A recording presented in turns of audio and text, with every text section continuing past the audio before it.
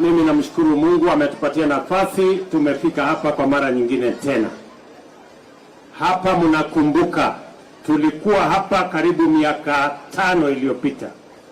Tukaweka mkataba hapa Literu ya kuondoa uhasama, ya kuondoa mambo ya insecurity kati ya kaunti ya Baringo, Elgeyo Marakwet na West Pokot. Tukawa na shida tena ya mafuriko. Tukapata landslide hapa, ikabeba shule. Ikachangiwa na mambo ya insecurity. Watoto wakapungua. Na ndio tukasema kama serikali tutoe pesa ya serikali kujenga hii shule upya. Mimi nafurahi tulihamisha shule kutoka kule karibu kilomita 6 tukaileta hapa. Mahali ambapo mambo yale yaliyofanyika pale mbeleni ya landslide haiwezi kufanyika hapa tena. Mimi nawashukuru wale wote ambao wamehusika. Ndio tufike hapa leo tufungue hii shule kwa manufaa ya watoto wetu wa Kenya na watoto wa kaunti hizi 3 na constituency hii ya Marakwet East. Asanteni sana kwa sababu bila ya usaidizi wenu na ushirika wenu hatungekuja hapa leo kusherehekea kufunguliwa kwa shule hii. Mimi nataka niwahakikishie sasa tukisonga mbele. Mnajua shule hii ilikuwa na wasichana karibu 400 kwenda mbele. Watoto sasa wamepungua kwa sababu ile shule ilikuwa imebebwa na maji. Sasa mimi nataka niulize wazazi na wale watu wote wa sehemu hii. Tulikuwa hapa na mkutano Jumapili. Tumeongea na viongozi wenu. Tumeongea hata na maaskofu wetu na wananchi wote wa sehemu hii, na tumekubaliana ya kwamba mambo ya zamani yaliyotuletea maafa, yakalete matatizo, yakalete vita, wizi wa ng'ombe na mambo yale mengine ambayo ilirudisha sehemu hii nyuma. Tunamshukuru Mungu ya kwamba kwa miaka 2 sasa hiyo vita yote, wizi wa ng'ombe na matatizo yaliyotukumba area hii sasa imepungua na inaenda kuisha. Wananchi sasa ndio hawa wengi wamerudi makwao. Juzi nimeambia Wizara ya mambo ya internal security na Wizara ya special programs kwamba wale wananchi waliosalia ambao hawajarudi makwao, especially hapa West Pokot, in the next 1 month, hawa wananchi wote tutawasaidia, tutawapatia mabati, tutawapatia usaidizi ili kila mwananchi arudi kwake na aendelee na maisha yake. Mashule kama haya 26 ambayo ilikuwa imefungwa kwa sababu ya mambo ya insecurity katika kanda hii ya Kerio, sasa tumefungua na watoto wako shuleni. Kuna shule 13 imebaki, na nimepatia instructions wizara zote 3 ya elimu, ya internal security pamoja na special programs kuhakikisha ya kwamba haya mashule yaliyosalia, ile imejengwa ifunguliwe, ile bado haijajengwa ijengwe, na tumeweka pesa ya serikali milioni 100 ingine ya kukamilisha ujenzi wa hizo mashule. Watoto wetu wote warudi shuleni ndio Kenya iweze kupiga hatua ya kwenda mbele. Tunaelewana jameni? So tumekuja hapa mambo 3 ya muhimu. Ya kwanza ni kusherehekea usalama ambao umekuja katika Kerio. Tunamshukuru Mungu, na mimi nashukuru maaskofu wetu, viongozi wa dini wamechangia sehemu kubwa kuhamasisha jamii za hapa. Wale peace committees ambao wameshirikiana na wananchi, wale wengine wote ambao wameshirikiana, provincial administration ikiongozwa na Bwana Hassan hapa, ma chiefs, ma assistant chiefs, wazee wa mitaa, wananchi wote walioshiriki na askari wetu ambao wamekuja hapa. Tuko na wanajeshi, tuko na askari polisi, na mimi nataka niwahakikishie ya kwamba askari polisi na wanajeshi watakaa hii Kerio mpaka tuwajengee barracks, ndio wezi na wakora wasirudi hapa kwa mara nyingine tena. Walikuwa wamezoea wakikuwa na vita hapa, tunalete polisi, baada ya mambo kutulia, polisi wanarudi, wakora wanarudi. This time round, the military is going to have a station here permanent. The police will have stations here for training permanent, so that we kick out insecurity from Kerio Valley as we do in other areas on a permanent basis, and to make sure that this Kerio Valley becomes the new place for transformation in the Republic of Kenya. Kwa hivyo tumekubaliana ya kwamba tunaweka usalama wa kutosha. Tumekubaliana ya kwamba tunaweka pesa kwa mambo ya kilimo. Hawa viongozi waliniuliza tuweke hapa kiwanda ya mambo ya maembe, na nimekubaliana watu wa KVDA by next month watakuwa na kiwanda mpya hapa, na tumewaongezea pesa mpaka tuwe na kiwanda ambayo itatosha kuchukua mazao yenu yote, mupate pesa, tuanze safari ya kuzalisha uchumi katika sehemu hii, ndio tuweze kupeleka Keio, Marakwet, West Pokot na Baringo kuambatana na Kenya ile ingine mbele pamoja.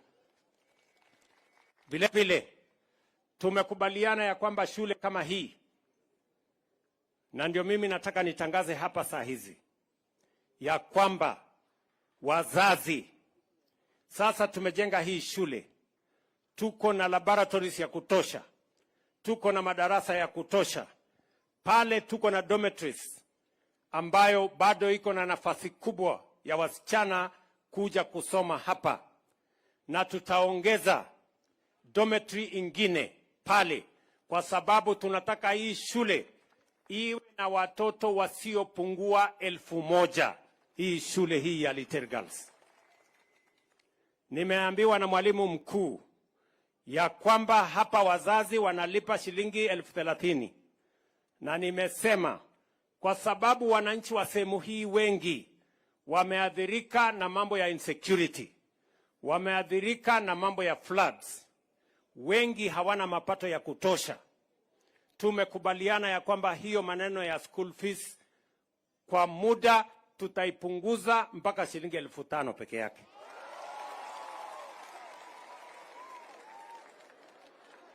Sasa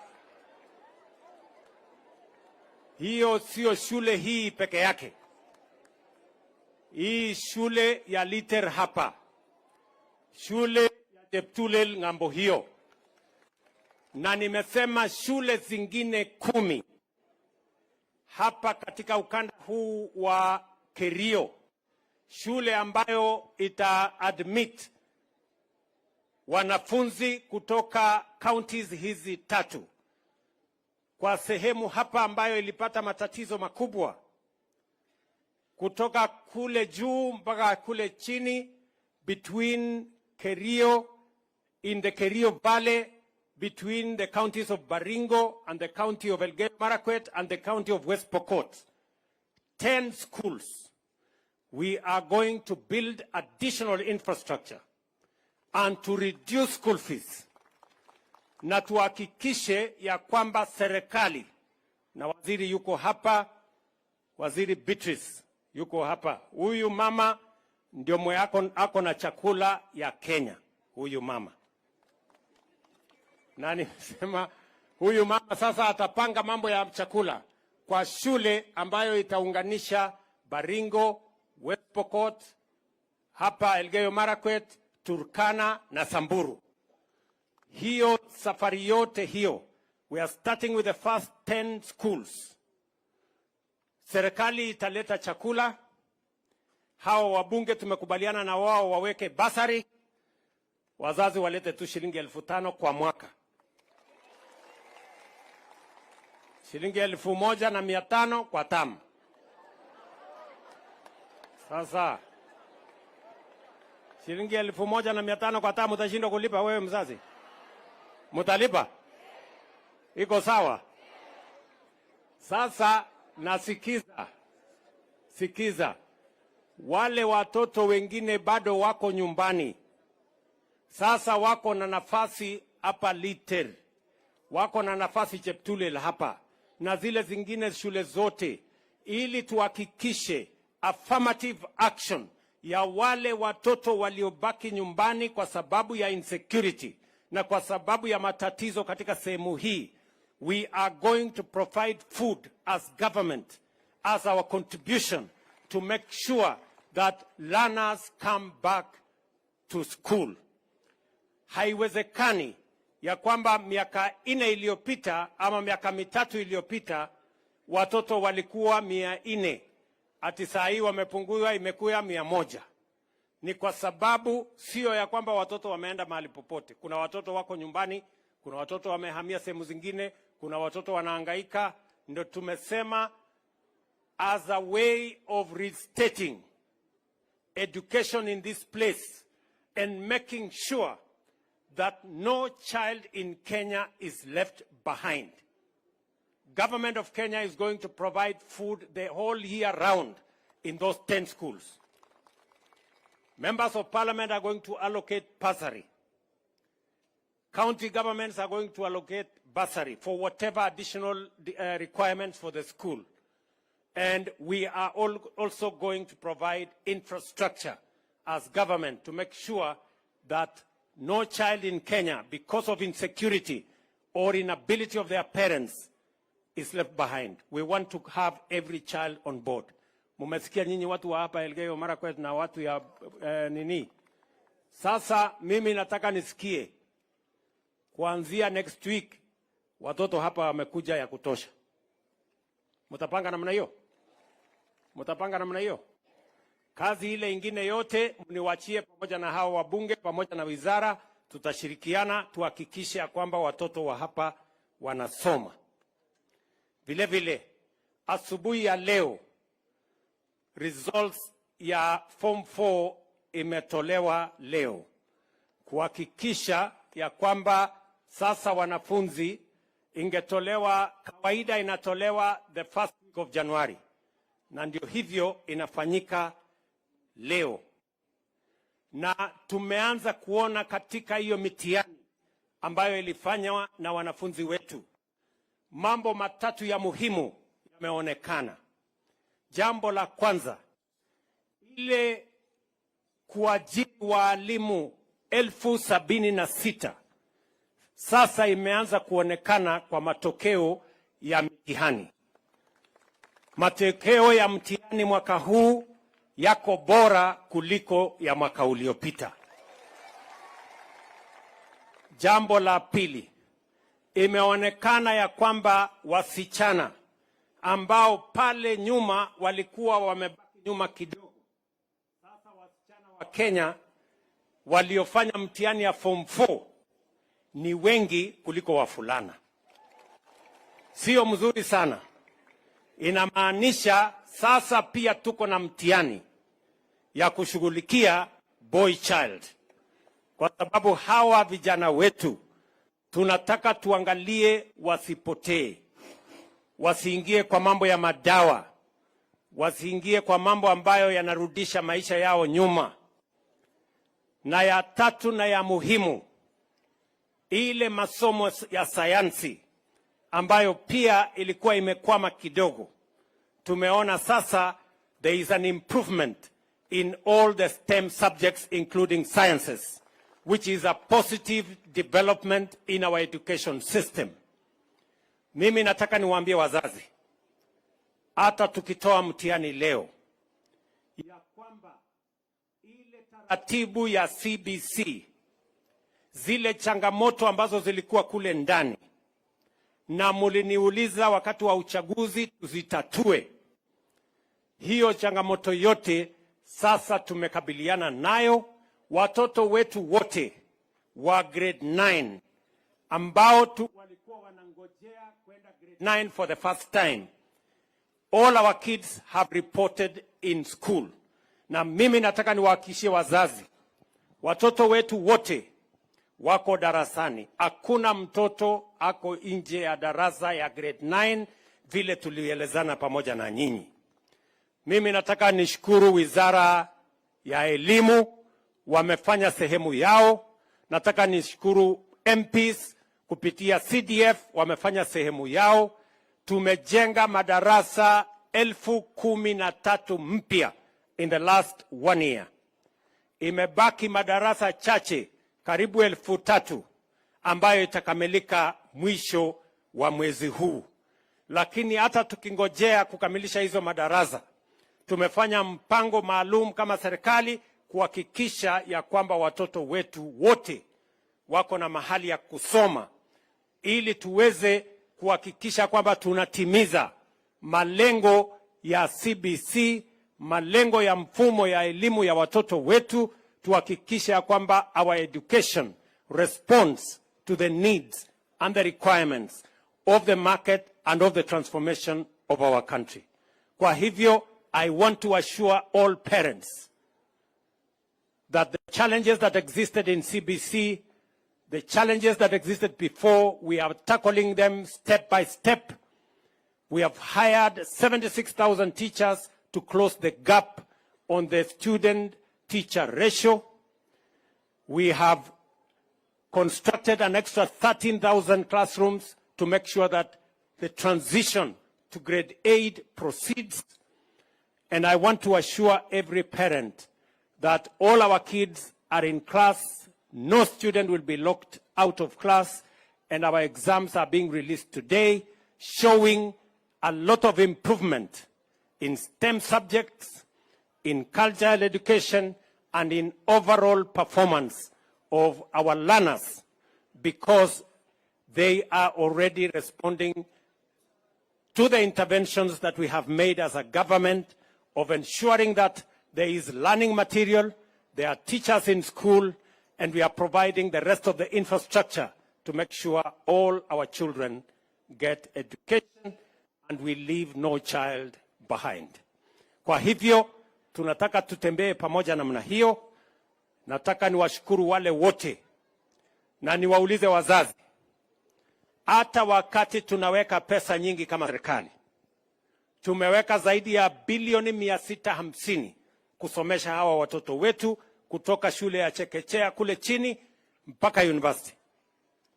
Hiyo pesa yote tunataka itumike kuelimisha wetu hawa, kujenga msingi bora ya watoto wa taifa letu la Kenya. Na mimi nataka niulize wazazi, niulize viongozi wa dini, niulize stakeholders wale wengine wote, tushirikiane, tuhakikishe ya kwamba hawa watoto wetu, baraka tuliopatiwa na Mwenyezi Mungu ya watoto wa Kenya, wasipotee. Tuwasomeshe, wapate elimu, tuwaweke katika hali ambayo wako na nidhamu, wako na character mzuri, and we must have an all of society approach, making sure that the government contributes its part, religious organizations contribute their part, and parents must be at the center, making sure that not only are our children in class, but we also mentor them so that we can build good character, so that we can make sure that they do not get into bad character with people who want to make our children the citizens that will not be good for our nation. It is our responsibility, parents, religious organizations, the government of Kenya, all leaders, for us to mind about the children of Kenya, to mentor them, take time, teach them, make them moral upright. Let us make sure our children do not get into drugs and do not get waylaid by immoral character, so that our society can be upright, can move together, and avoid instances of femicide and all the other things that plague our society. Kwa hivyo tushirikiane namna hiyo, na nimefurahi sana kufika hapa Liter kwa siku ya leo. Nyinyi kama wazazi tushirikiane. Mimi nataka niwahakikishie usalama ambayo sasa imekita mizizi katika sehemu hii. Tutahakikisha ya kwamba ile maneno ilifanyika pale nyuma haitafanyika tena hapa. Na kwa mapenzi ya Mungu sisi tutashirikiana na hawa viongozi wote. Na nyinyi wananchi mkue mbele na nyuma, kulia na kushoto, kuhakikisha kwamba kazi hiyo inasonga mbele. Hapa niko na waziri wa afya. Hawa watoto wetu, huyu mama ambaye anaitwa Debra amekuja hapa kwa sababu tunataka wewe mzazi, kila mmoja wetu, kwa sababu ya mambo ya afya, tunataka kila Mkenya asajiliwe, ndio tujue watu wa kijiji fulani ni wangapi, ndio tujue tutalete dawa kiasi gani kwa dispensary yao ya kijiji yao, ndio tujue equipment gani italetwa kwa hiyo kijiji, ndio tujue disease prevalence iko ya aina gani, ndio tupange mambo ya madawa na matibabu. Tuhakikishe ya kwamba kila mtoto, wewe mzazi, ukishajisajili, hakikisha unasajili mtoto wako, yule ambaye anakuja primary school, yule ambaye anaenda secondary school, yule ambaye anaenda ECD. Make sure as a parent, kwa sababu tumebadilisha mfumo. Pale nyuma ni wanafunzi wa secondary school peke yao walikuwa na bima ya afya ya serikali. Sasa tumesema sio wanafunzi wa secondary school peke yao, hata watoto wa ECD, watoto wa primary school, kila mtoto wa Kenya awe katika mpango ya kuhakikisha kwamba mambo yao ya matibabu tumeyashughulikia kupitia universal health coverage. Kwa hivyo tutashirikiana namna hiyo. Mimi naamini ya kwamba watu wa hapa, mimi nimefurahi sana kwa sababu hii Elgeyo Marakwet County sasa ni county namba 3 Kenya mzima kwa wale watu wamejisajili. Mimi nawasihi muendelee hivyo. Hivyo ndivyo tutakabiliana na mambo ya matibabu. Tuache kuuza mashamba, tuache kuuza ng'ombe, tuache kuuza mali, tuwe na bima ambayo itasaidia kukabiliana na changamoto ya matibabu na kugharamia malipo ya hospitali kwa wananchi wa sehemu hii na wananchi wote wa taifa letu la Kenya. Watu wa hapa Elgeyo Marakwet tumeelewana? Kila mtu amejisajili? Ngumi sauti ng'ong'o nguga atomo. Wale watu wamejisajili, nione wale wamejiandikisha kwa SHA. Ala. Yaani mko chonjo kiasi hiyo? Haya, wale watu bado, hebu nione. Wale watu bado. Na msiogope. Mnangoja nani nyinyi? Oge ningo, oge ni Jesu. So kila mtu ajisajili na tukubaliane, MCAs wetu watusaidiane na wao, wale wengine wote tusaidiane na wao, na tupeleke mambo yetu ya Kenya mbele. Mwisho, kwa mambo ya usalama, nimeambia Waziri Murkomen na watu wake wote wa internal security, wale watu ambao hawajarudi makwao, wachache waliobaki, watafutiwe usaidizi, mabati, mbao, nini, warudi kwao. Ile mashule chache ambayo imebaki, kila shule ifunguliwe, na nimesema juzi dia walimu 100 zaidi wa kusaidiana, tuhakikisha kwamba tunaziba zile bengo ya walimu walio hama kutoka sehemu hii. Kwa hivyo asanteni sana, nimefurahi sana kufika hapa. Bado nitaenda kufungua TTI kule, bado tuko na title deed. Bishop huyu alituambia on Sunday ati mahali shida inatokea ni kama mtu hajui mpaka yake iko wapi, na inakosanisha mandugu na marafiki. Kwa hivyo tumefanya title deed, tumelete hapa title deeds 15,000, kila mtu apimiwe kwake. Pia kuna sehemu ya gazettement ambayo tumegazette, ndio tuweze kufanya adjudication zile sehemu zimebaki, tuhakikisha kwamba tuko na mpango na taratibu ya sawasawa kuhakikisha kwamba kila mtu anaonyesha mahali pake, ndio tuwache uhasama na watu wa kugombana, tuweze kuishi kama ndugu na dada. Na washukuru viongozi wote wa kutoka Baringo, wa kutoka Elgeyo Marakwet, wa kutoka kule West Pokot kwa ushirikiano wao na umoja wao ya kukubaliana kama viongozi ya kwamba hakuna faida inayoletwa na wale wanaiba ng'ombe, wanaturudisha nyuma na wanatuletea ujinga. Tumekubaliana jameni? Hagegas unaotake? Bas. Watoto watakuja shuleni ama watoto watabaki nyumbani? Au yo? Osune? Yaani kumaanisha kesho? Haya mwalimu, wewe ujipange, wanafunzi watakuwa hapa kesho. Wale waliokuwa wamebaki nyumbani. Hapa tuko na viongozi wengi, lakini tutaenda kuongea huko. Mtu ya kuleta chakula. Huyu mama mwingine anaitwa Mary Mudhoni, yeye ndiye mtu ya kuandikisha watu kwa SHA na kulipa watu wa CHPs. Iko CHPs hapa? Wako. Huyo ni waziri Debra Mulongo, yeye ndiye waziri wa afya. Huyo anaitwa Owalo, yeye